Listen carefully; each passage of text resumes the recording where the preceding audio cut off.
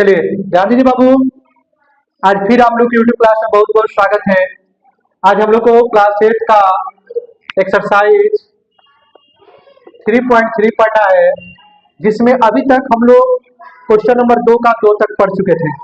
आज हम लोग को क्वेश्चन नंबर 2 का 3 से देखना है। देखिए इसमें क्या करना है, समांतर चतुर्भुजों में अज्ञात एक्स वाई जेड के मानों को ज्ञात करना है। एक्स वाई जेड के मानों को ज्ञात करना है। तो ध्यान दीजिए बाबू, इसमें हम क्या करेंगे, यह समांतर चतुर्भुज है। कैसा चतुर्भुज है? समांतर। आपके क्वेश्चन में बोला है यह समांतर चतुर्भुज है। समांतर चतुर्भुज में क्या होता है, आमने सामने का भुजा बराबर होता है। पढ़ा है ना? चलिए देखिए, ये बाबू आपका ये वाला एंगल 90 डिग्री का शो कर रहा है। अगर किसी पर ऐसा सिंबल बना रहे, इसका मतलब क्या होता है, 90 डिग्री होता है। तो बाबू जब ये 90 है तो ये भी तो 90 हो जाएगा। कैसे? ध्यान दीजिए, हम यहाँ पर लिखेंगे angle x equal to 90 degree. Angle x 90 के बराबर होगा। कैसे? शीर्षा भिमुख, शीर्षा भिमुख कोण से। शीर्षा भिमुख कोण का मतलब क्या होता है, मतलब अगर दो गो चीज एक दूसरे को प्रतिच्छेद करता है, दो गो लाइन एक दूसरे को प्रतिच्छेद करता है, इसके आमने सामने वाला एंगल, आमने सामने वाला कोण शीर्षाभिमुख कोण से क्या होता है, बराबर होता है। यानी ये वाला कोण ये वाला कोण के बराबर होगा, ये वाला कोण इस वाले कोण के बराबर होगा। इसलिए इस कोण को इसके बराबर हम कर दिए। बोलिए कोई दिक्कत? अब ये आ गया 90 डिग्री, है कोई दिक्कत? अब यहाँ पर देखिए, ये बन रहा है एक त्रिभुज y x और 30 बन रहा है ना त्रिभुज। अब यहाँ पर हम लिख देंगे एंगल y एंगल x और प्लस 30, तीनों मिलकर कितना डिग्री का एंगल बना देगा, 180 का। क्यों बना देगा? क्योंकि त्रिभुज के तीनों कोणों का योग, त्रिभुज के तीनों कोणों का योग कितना होता है बउआ, 180 डिग्री का होता है। बोलिए कोई दिक्कत? y का मान नहीं मालूम है, छोड़ दीजिए। x का मान हमारे पास आ चुका है 90 plus 30 equal to 180। y plus 90 और 30 क्या हो जाएगा, 120 equal to 180। Angle y equal to 180 plus में बराबर किधर आएगा तो माइनस में 120, y इक्वल टू 60 डिग्री। बोलिए कोई दिक्कत? y का मान आ गया, इसका मान कितना आ गया होगा, 60 डिग्री आ गया। आप लोग को एक चीज पढ़ाया गया है कि जब दो रेखाएं समांतर हो और इस पर एक तिर्यक रेखा हो, तो मान लीजिए कि इसका ये वाला कोण और इसका ये वाला कोण आपस में बराबर होगा। इसका ये वाला कोण इसका ये वाला कोण आपस में बराबर होगा। कैसे? एकांतर कोण से। कैसे बराबर होगा बुआ? एकांतर कोण से। और यह कब होता है, जब दो रेखाएं समांतर हो और एक तिर्यक रेखा हो। इसको तिर्यक रेखा कहते हैं। क्या कहते हैं? तिर्यक रेखा। और ये दोनों रेखाएं आपस में क्या है, समांतर है। अब यहाँ पर लिख देंगे, इसलिए एंगल y बराबर हो जाएगा एंगल z के। कैसे? एकांतर कोण से। कौन कौन से बुआ? एकांतर कोण से। तो y का मान क्या आया है, 60 आया है, तो z का मान भी 60 हो जाएगा। यही आपका आंसर आ गया। आपका x की वैल्यू निकल गई, y की वैल्यू निकल गई और z की वैल्यू निकल गई। बोलिए कोई दिक्कत नहीं ना है? चलिए आप इसका स्क्रीनशॉट ले लीजिए। चलिए ध्यान दीजिए बाबू, क्वेश्चन नंबर 4 और 5 अब हम देखेंगे। इसमें भी x, y और z का मान निकालना है। तो देखिए बाबू, y के बराबर 80 हो जाएगा। कैसे? यहाँ हम y के बराबर 80 लिख दे रहे हैं। कैसे?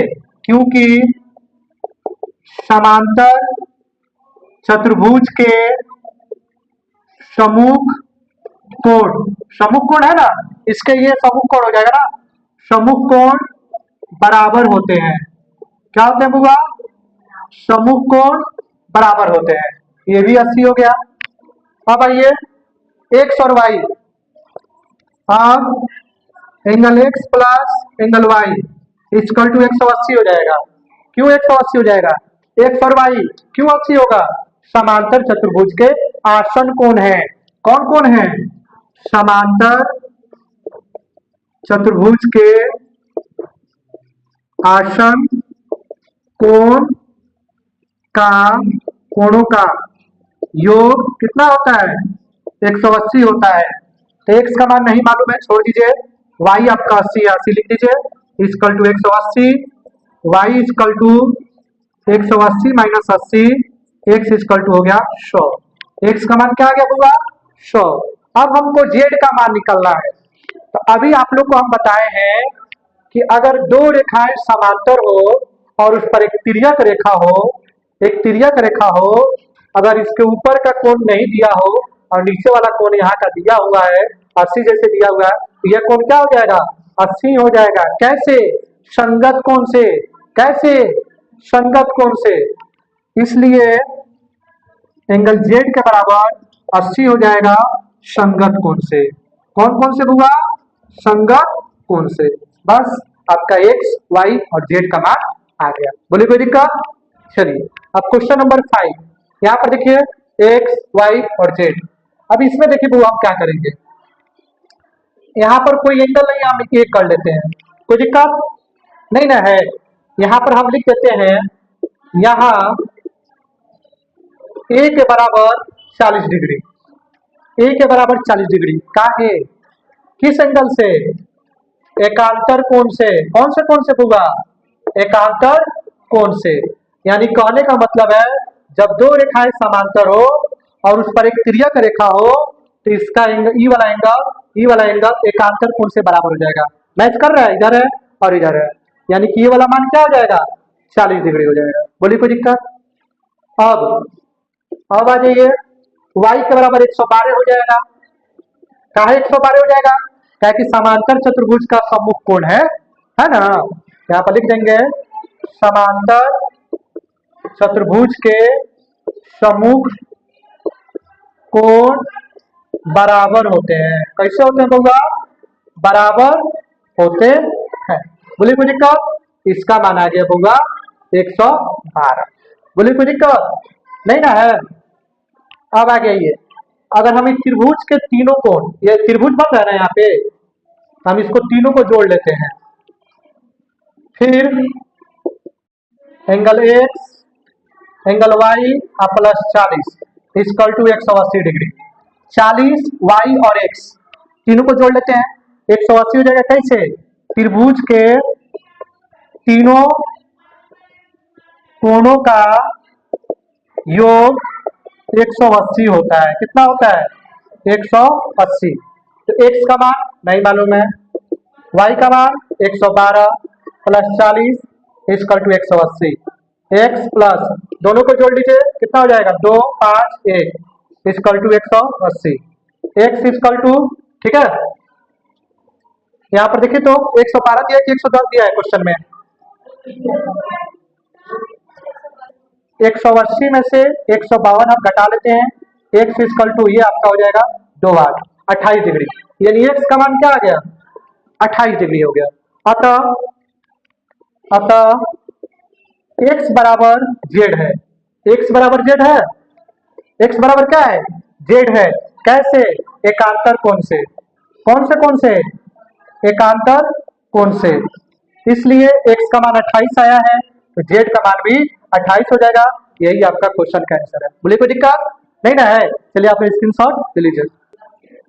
चलिए ध्यान दीजिए बाबू, क्वेश्चन नंबर 3, क्या एक चतुर्भुज एबीसीडी समांतर चतुर्भुज हो सकता है यदि DB plus angle D plus B equal to 180, A B बराबर D C equal to 8 cm, A D के बराबर 4 cm, बी सी 4.4, ए का मान 70 है और सी का मान 65 है। क्या यह पॉसिबल है? तो सबसे पहले हम एक समांतर चतुर्भुज बना लेते हैं और इसका नामकरण कर देते हैं ए बी सी और डी।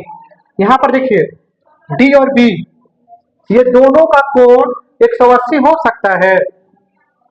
डी और बी का मान 180 हो सकता है। तो देखिए बुआ, ये जरूरी नहीं है, यह कभी 90 भी हो सकता है, तो यह कभी 90 हो सकता है, ये कभी 100 भी हो सकता है, ये कभी 70 भी हो सकता है, ये कभी 10 भी हो सकता है, ये कभी 30 भी हो सकता है। ठीक है, यानी कि इसका दोनों का जोड़ 180 नहीं होता है। तो हम यहाँ पर लिख सकते हैं हो भी सकता है और नहीं भी। फल में लिख देते हैं हो भी सकता है और नहीं भी, यानी कि ये पॉसिबल भी है और इम्पॉसिबल भी है, हो भी सकता है और नहीं भी हो सकता है।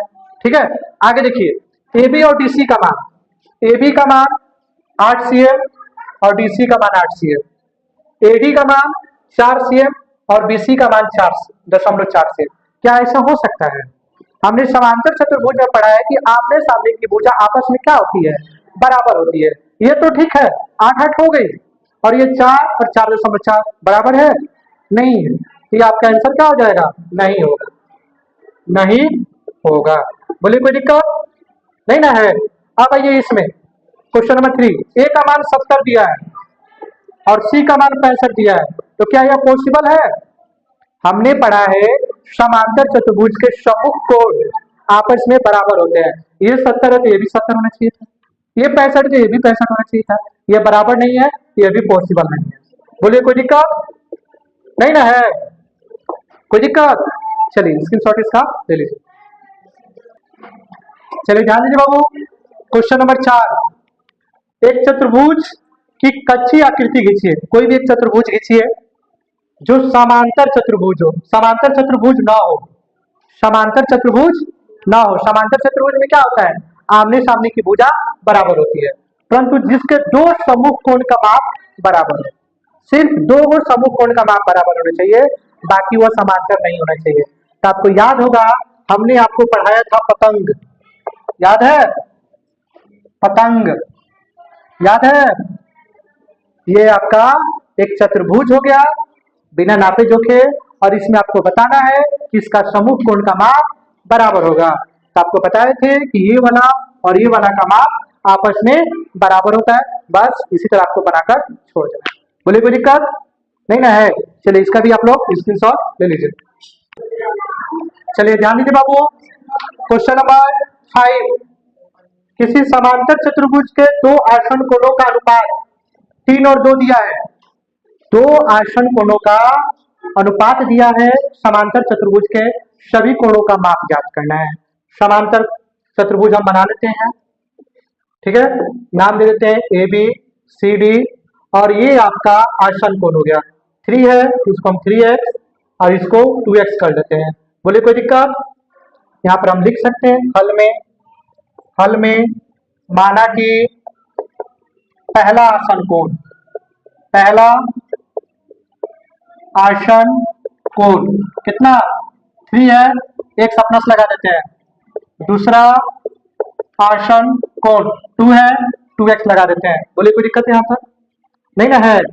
अब यहाँ पर लिखेंगे हम जानते हैं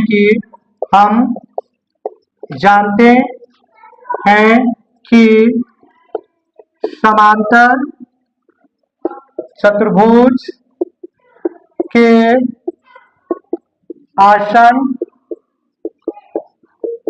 कोणों का योग कितना होता है? 180 होता है। कितना होता है? 180। तो दोनों को जोड़ लीजिए, इसलिए 3x 2x equal to 180, 5x equal to 180, x equal to 180 बटा 5, x इक्वल टू हो गया 36। x का मान क्या आ गया? 36।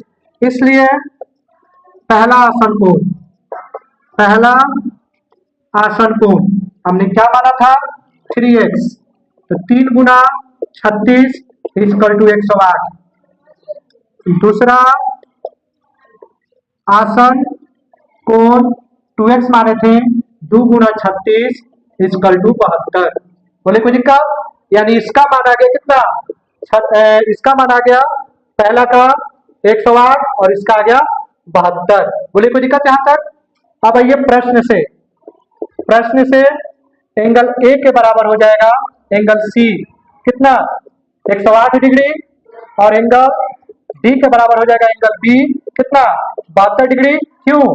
समांतर चतुर्भुज के सम्मुख कोण बराबर होते हैं, बराबर होता है ना, इसीलिए ये आपस में बराबर हो गए। बोलिए कोई दिक्कत नहीं ना है? चलिए आप लोग इसका स्क्रीनशॉट ले लीजिए। वीडियो अच्छा लगा हो लाइक शेयर और सब्सक्राइब कीजिए। तब तक मिलते हैं अगले क्वेश्चन में। धन्यवाद।